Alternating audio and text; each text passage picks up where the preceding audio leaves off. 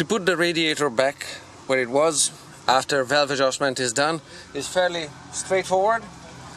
You're gonna need a 7mm socket to work on that hose clamp, and the radiator otherwise mounts with 2 of these bolts. You're gonna need a 10mm socket for these, and the radiator as is out to the side of the bike, just dangling here. I just connected the hose back there so it doesn't get any dirt in it once you loosen up the hose clamp. I also have the bike as upright as possible, so I put a shim underneath the kickstand on the radiator. You can also see there's a cable here. Where is it? There's a cable there that's gonna be plugging into one of these locations there. And just a sec. So this was here. Just give me a sec. I dropped the hose clamp. Got it. So do again with the hose clamp this time. No, I want the hose clamp to go the other way. There you can see that I have about this much space to attach the hose clamp to. You want this hose clamp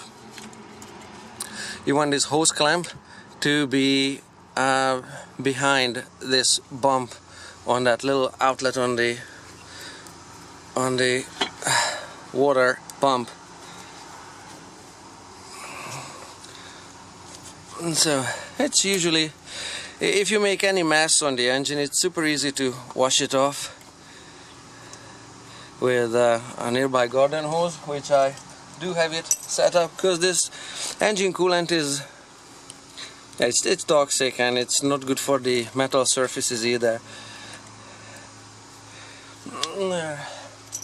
Maybe tighten just a little bit with the wrench, although I like tightening without the wrench, because people don't realize how much power you can exert with these wrenches, and it's so easy to over tighten something. There, that's pinching the rubber hose there enough for me already, so that's good enough.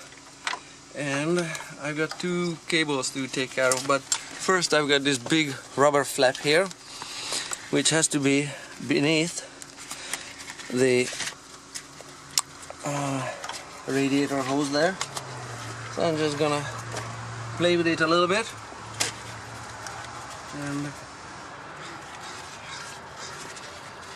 and actually, no, it should be actually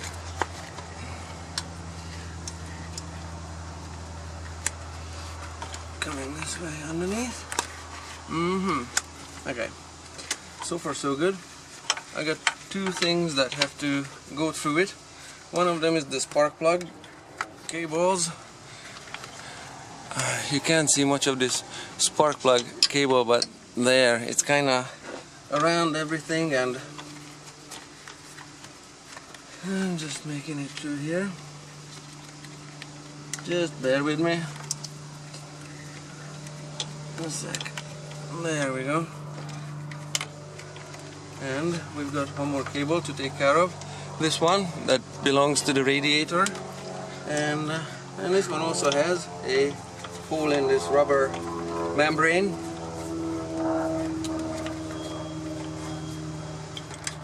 And when this one comes up, there, it should come up somewhere there, and there you can see it there, and it's gonna plug into that one, which was here. So we're not there just yet.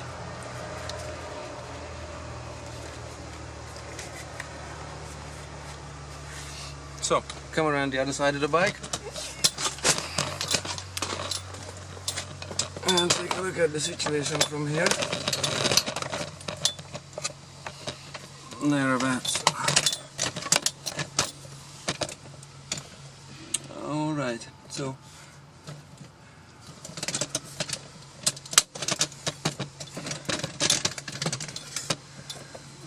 There, that's as far as we got so far. Maybe I can rotate this one out of your way. This rubber thingy goes on top of it, something like that. Yeah.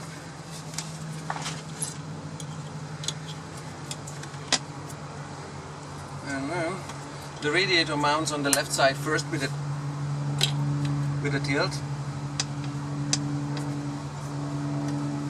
And there, and then I can put the bolt in there.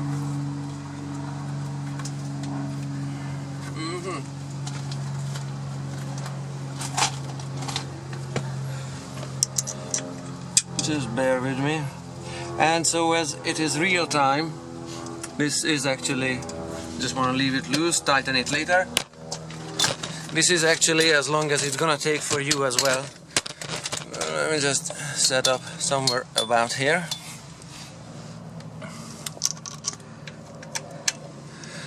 As you can see, it's fairly straightforward. Maybe come over here and extend the leg a little bit, because I'm a one-man crew here. There, it's gonna be a good shot. You can see the bolt there going into that bracket.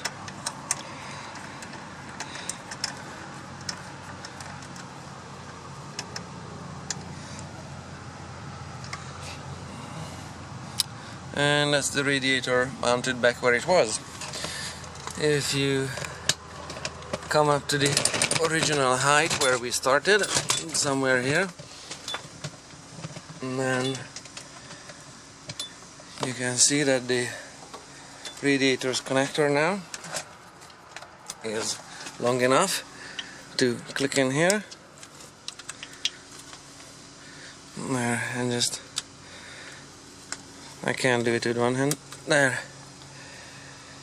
And that's the radiator mounted back where it was, connected to the water pump there. Good to go for a test ride.